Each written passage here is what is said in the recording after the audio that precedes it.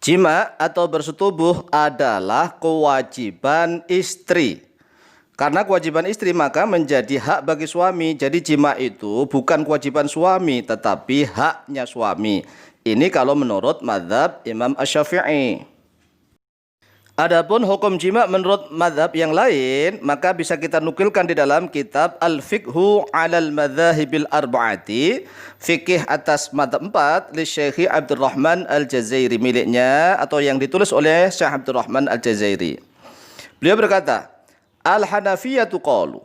Al-Hanafiyatu bermula mazhab Hanafi qalu, yaitu berkata oleh mereka, Amal wat'u, adapun bermula wati, wati itu jima, maka wanita itu jangan dikasih nama wati, nanti minta jima terus. Almal wat'u, adapun bermula wati, falaisa, maka yaitu bukanlah oleh dia wati, laha baginya dia istri, hakun oleh hak, fil mutalabati di dalam menuntut bihi dengannya dia wati, illa marrotan wahidatan, kecuali sekali saja. Jadi menurut mazhab Hanafi bahwa jima itu adalah haknya suami, sehingga sang istri juga tidak punya hak masalah jima, nggak punya hak karena emang kewajibannya. Terus kemudian seandainya sang suami itu nggak mau jima, sang istri boleh menuntut sekali saja, illa maratan wahidatan, kecuali hanya sekali dalam usia pernikahan. Coba kalau kita misalnya mengikuti mazhab Hanafi, ya, seorang suami menjima istrinya hanya sekali saja, illa maratan wahidatan. Tetapi agar syaratnya walakinnahu, akan tetapi dia suami yuftaradu yaitu difardukan atau diwajibkan alaihi terhadap atasnya dia suami, diyanatun ayyu'iffaha. Diyanatun terhadap agama, maksudnya pendidikan agama, ayyu'iffa, oleh sekiranya menjaga kehormatan atau kesucian oleh dia suami padanya istrinya. Wa illa, dan jika tidak, karena maka ada oleh dia suami minal athimina, yaitu termasuk orang-orang yang berdosa. Jadi menurut mazhab Hanafi jelas bahwa jima itu adalah haknya suami, kewajiban istri. Tetapi istri boleh berhak menuntut dalam seusia pernikahan sekali saja, nggak apa-apa. Tetapi bagi suami diwajibkan menjaga kehormatan sang istri. Ya, jadi menjaga kehormatan itu dengan jima dua hal yang berbeda. Karena apa? Menjaga kehormatan kan bisa pendidikan agama. Sehingga seorang suami wajib mendidik agama kepada istrinya sehingga istrinya mampu untuk menjaga diri dan menjaga kehormatannya. Kalau orang zaman sekarang kan beda, ya. Dia menikah merasa sudah mampu memberikan nafkah lahir dan batin. Nafkah lahir dan batin yang dia maksudkan nafkah lahir adalah sandang pangan papan. Yang dia maksudnya nafkah batin adalah urusan jima atau seks. Salah, seks atau jima itu bukan nafkah batin, tapi nafkah lahir. Mengapa? Jima itu adalah hubungan biologis. Yang namanya biologis adalah urusan lahiriah, bukan batiniah. Ya. Jadi seorang suami wajib mendidik istrinya tentang urusan agama, lah itu namanya nafkah batiniah. Ya, nafkah batiniah. Al-Malikiyatu qalu. Al-Malikiyatu bermula mazhab Maliki qalu, yaitu berkata oleh mereka, yutraku amrul wad'i, yutraku ditinggalkan, amrul wad'i terhadap urusan jima, urusan bersetubuh, lisajiyatir rajuli karena karakternya seorang laki-laki, wa tabi'atihi dan karena tabiatnya laki-laki. Jadi digantungkan kepada karakter dan tabiatnya. Fala yukallafu, maka tidak dibebani ayyato'a terhadap sekiranya menjima oleh dia suami ihda zaujatihi pada salah satu istri-istrinya, mithlama yata'u al-akharu pada semisalnya sesuatu yata'u yang menjima al-akharu oleh lelaki yang lain. Maksudnya gini, kalau yang laki-laki lain misalnya mampu sehari semalam menjima 5 kali, kemudian laki-laki yang lainnya tidak harus 5 kali juga, tergantung sajiyatir rajuli wa tabi'atihi. Itu kalau menurut mazhab Malikiyah. Fa in kana, lalu jika ada lahu baginya dia suami zaujatun wahidatun, istri yang satu saja. Jadi kalau seandainya suaminya punya istri satu saja, wataroka, dan meninggalkan oleh suami pada dia istrinya yang satu saja itu, biduni wat'in, dengan tanpa wati sama sekali, warafa'at, dan mengangkat atau mengadukan oleh istri amroha pada urusannya dia istri, lil qadhi kepada qadhi atau kepada hakim atau pengadilan, fa innahu maka sesungguhnya dia qadhi atau hakim yaqdi yaitu memutuskan perkara oleh dia qadhi laha untuknya dia istri bihi dengannya masalah wati fi lailatin di dalam satu malam min arba'i layalin dari 4 malam alal arjahi atas pendapat yang lebih kuat. Li'anna lahu karena sesungguhnya baginya seorang suami tazawwaja thalathin yaitu menikahi 3 siwaha yang selainnya dia wanitanya tadi.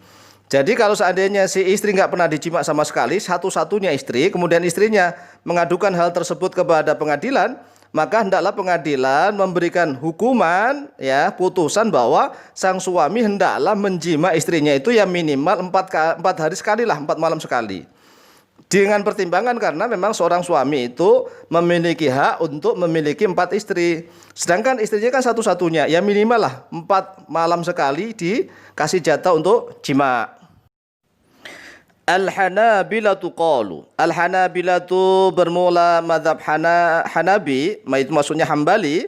Qalu, yaitu berkata oleh mereka mazhab Hambali, la yajibu 'ala ar-rajuli ay yastawiya baina zawjatihi. La yajibu yaitu tidak wajib 'ala ar-rajuli atas seorang laki-laki yaitu suami ay yastawiya oleh sekiranya sama menyamakan oleh dia rajul suami baina zawjati di antara istri-istrinya fil wat'i di dalam urusan wati atau jima wa muqaddimatihi dan di dalam urusan pendahuluannya jima artinya foreplay min lamsin dari menyentuh atau mengerayang atau meraba-raba wa qoblatin dan dari mencium wa nahwi dzalika dan yang semisal itu kama la yajibu kama sebagaimana sesuatu la yajibu yang tidak wajib alaihi atasnya dia suami ayyastawiya oleh sekiranya menyamakan oleh suami bainahunna di antara mereka para istri fin nafaqati di dalam nafaqah wal qiswati dan di dalam pakaian wa syahwati dan di dalam syahwat bihaitsu la yastahi dengan sekiranya tidak merangsang tidak bersahwat oleh dia seorang suami hadhihi pada yang ini kama yastahi tilka sebagaimana dia bersahwat atau merangsang oleh dia suami dia tilka kepada yang itu.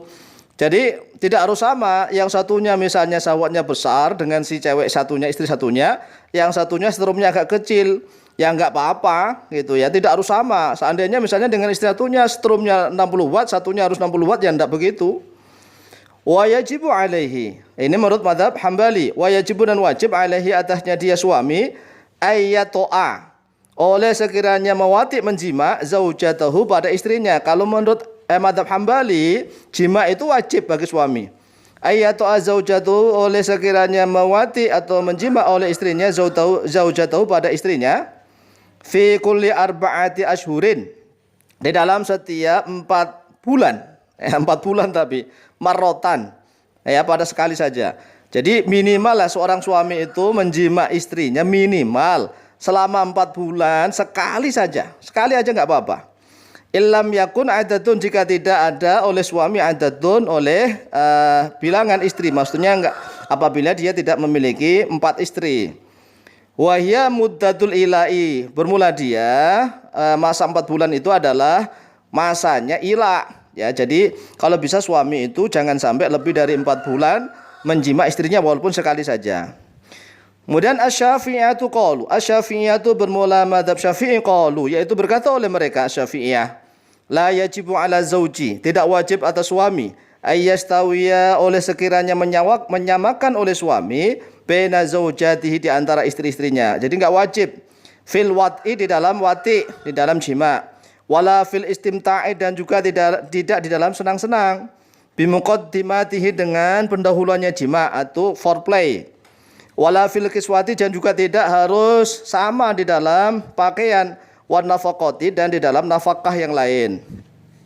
Bal yu'addi akan tetapi menunaikan oleh si suami likulli wahidatin untuk setiap istri minhunna daripada mereka para istri nafaqatan pada nafkah mithlaha yang semisalnya al matlubatu yang dituntut minhu daripada dia suami wa ma wara'a dzalika fala qisma fihi dan apa saja yang di belakang itu tadi yang dibahas Fala qisma, maka tidak ada pembagian, yaitu maujud fihi di dalamnya. Walakinna taswiyata, akan tetapi penyamaan sama rata itu fi hadza dalam ini tusannu, yaitu disunahkan tapi tidak wajib.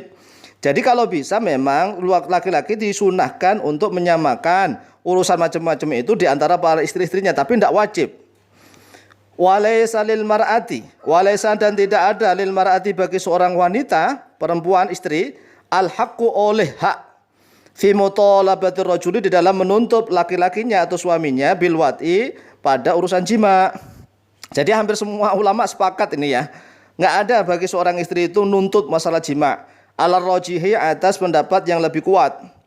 Li'anna akad nikahi, karena sesungguhnya akad nikah, kata mazhab Syafi'iyah, waqi'un, yaitu telah terjadi, ala ayyastamti'a, atas sekiranya bersenang-senang oleh dia suami, ala ayyastamti'a rajulu, atas sekiranya bersenang-senang arjulu oleh seorang laki-laki, maksudnya suami, biha dengannya dia istrinya. Fal ma'qudu alaihi, bermula ma'qud alaih al mar'atu, yaitu perempuan, la ar-rajulu, tidak laki-laki, wa ala hadza, dan yaitu atas ini, fal wat'u, maka bermula wati, haqquhu, yaitu haknya suami. Jadi wati jima itu haknya suami, kewajiban istri. Kalau seandainya wati itu misalnya kewajiban suami, kira-kira wajib berapa kali? Sehari semalam berapa kali? Misalnya wajibnya bagaimana, aturannya bagaimana? Enggak. Jadi sekali lagi bahwa wati atau jima itu kewajiban istri. Karena dia wajib, maka kalau istri tidak memberi pelayanan, maka dilaknat oleh Allah dan para malaikat. Tapi kalau suami tidak memberi, tidak seperti itu. Tetapi wajib bagi suami, para ulama sepakat, menjaga kehormatan istri dengan cara apa? Dengan cara pendidikan agama. Adapun dasar dari seluruh mazhab itu adalah sama, yaitu dari hadis-hadisnya Rasulullah SAW. Beberapa di antaranya adalah riwayat dari Abu Hurairah. An Abi Hurairah radhiyallahu anhu qala Rasulullah sallallahu alaihi wasallam, "Idza da'a ar-rajulu imra'atahu ila firashihi falam ta'tihi fabata ghadbana 'alaiha la'natuha al-malaikatu hatta tusbiha aw tarji'a." Idza da'a ar-rajulu, apabila mengajak oleh seorang suami imra'atuhu, pada istrinya, ila firashihi, kepada tempat tidurnya, falam ta'ti, lalu tidak mendatangi oleh istrihi kepadanya suami, fabata, lalu menginap bermalam oleh suami, ghadbana, dalam keadaan marah, alaiha, kepadanya dia istrinya, la'anatha, maka melaknatha, kepada istri tersebut, al malaikatu, oleh para malaikat, hatta tusbiha, sehingga masuk waktu pagi, au tarji'a, atau sehingga kembali oleh dia istri kepada suaminya. Muttafaqun alaih. Muttafaqun alaih adalah disepakati oleh terhadap hadis oleh Bukhari Muslim. Wa fi riwayatin, dan yaitu tetap dalam satu riwayat, lahuma, bagi Imam Bukhari dan Muslim, idza batatil mar'atu, apabila bermalam oleh seorang istri, muhajiratan, dalam keadaan pindah kamar, pindah tempat tidur, ya, muhajiratan firasa zaujiha, dalam keadaan pindah tidur pada tempat tidurnya suaminya, la'anatha, maka melaknatha, kepadanya dia istri, al malaikatu, oleh para malaikat, hatta tusbiha, sehingga masuk waktu pagi, au tarji'a, atau sehingga kembali oleh istri kepada tempat tidurnya suami. Wa Nabi Hurairah aidon, dan yaitu diriwayatkan dari Abu Hurairah juga, anna Rasulullah sallallahu alaihi wasallam qala, sesungguhnya Rasulullah sallallahu alaihi wasallam telah bersabda, la yahillu limra'atin, la yahillu, tidak halal, limra'atin, bagi seorang istri perempuan, antasuma, oleh sekiranya puasa oleh dia istri, wa zaujuha, dalam keadaan bermula suaminya, syahidun, yaitu menyaksikan atau hadir di rumahnya, illa bi'idni, kecuali dengan izinnya suami. Wala ta'dan, dan janganlah mengizinkan oleh seorang suami kepada siapapun, fi baiti, di dalam rumahnya suami, illa bi'idni, kecuali dengan izinnya suami. Muttafaqun alaih, disepakati terhadap atasnya hadis, yaitu oleh Bukhari Muslim. Wal lafdhu, dan bermula lafaz hadis ini lil Bukhari, yaitu miliknya Imam Bukhari. Jadi jelas bahwa istri bisa dilaknat oleh para malaikat. Mengapa? Karena memang jima itu adalah kewajiban istri, haknya suami. Sehingga istri pun seandainya mau puasa sunnah, ya, kemudian mau sholat sunnah, hendaklah dengan seizin suami. Mengapa? Karena melayani suami itu wajib, sedangkan yang dijalankan dia tadi puasa atau sholat adalah sunnah. ya pahalanya nggak ada apa-apanya dengan yang wajib. Oleh sebab itulah hendaklah para kaum muslimah, saudara-saudaraku kaum muslimah, memahami tentang masalah ini. Jadi jima itu adalah kewajiban istri, haknya suami. Mengapa jima itu kewajiban istri, kok menjadi haknya suami begini? Di saat mau menikah, itu yang diwajibkan oleh Allah membayar mahar adalah suami, bukan istri. Allah sudah mewajibkan pada suami membayar mahar. Kemudian setelah menikah Allah mewajibkan lagi kepada suami untuk memberikan nafkah lahir, yaitu sandang pangan papan. Ini adalah kewajiban lahirnya sandang pangan papan, sehingga jimaknya yang bersifat biologis itu adalah haknya suami. Ya, haknya suami, kewajiban istri. Oleh sebab itu istri harus paham, sehingga dia mau puasa sunnah, mau sholat sunnah pun ya hendaklah izin kepada suami. Karena apa? Ridho dan izin suami itu yang terpenting. Sehingga kalau dia memahami ilmu dengan baik, beramal setiap hari bukan hanya menggunakan perasaan tetapi berdasarkan ilmu tuntunan yang baik, insya Allah amalnya akan diterima oleh Allah SWT.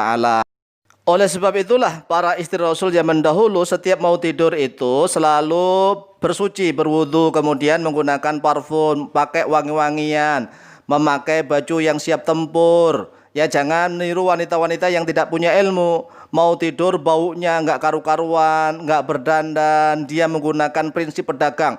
Kalau mau begini, kalau nggak mau ya begini. Akhirnya suaminya males. Ini salah siapa? Cobalah direnungkan, karena kan jima itu sudah nikmat luar biasa, enak luar biasa. Sudah nikmat, enak bagi seorang wanita, bagi seorang istri wajib. Hukum wajib itu pahalanya sangat besar sekali. Kemudian ditambah ridho kepuasan seorang suami juga menjadikan pahala yang luar biasa. Sudah nikmat ya, lezat, kemudian pahalanya besar sekali. Oleh sebab itu, sekali lagi bagi para saudariku kaum muslimah, kalau sudah punya suami hendaklah selalu mengutamakan suaminya. Kalau bisa diobral setiap saat kepada suaminya, Mas, mau ndak ya menjalankan kewajiban, membantu saya untuk menjalankan kewajiban, begitu dong. Kalau seandainya suaminya nggak mau ya dirayulah, diraba-raba atau gimana gitu. Kalau seandainya suaminya banyak pikiran, capek dan seterusnya, mungkin suaminya akan berkata besok sajalah, mungkin begitu. Dan usaha istri itu sudah dicatat pahala oleh Allah. Jangan kebalik, di saat masih perawan, masih gadis, ya obral di mana-mana, ngerayu siapa-siapa, berdandan kemana-mana. Saat masih perawan gadis obralan, tapi di saat sudah punya suami malah jual mahal. Ini kebalik, setan namanya. Kalau bisa ya seorang muslimah itu kalau masih perawan gadis itu harus jual mahal semahal-mahalnya. Kalau sudah menikah diobrallah kepada suaminya setiap saat, akan menumpuk pahala yang berlipat ganda. Demikian wallahu taala a'lamu bishawab, wallahul muwaffiq ila aqwamit thoriq. Wassalamualaikum warahmatullahi wabarakatuh.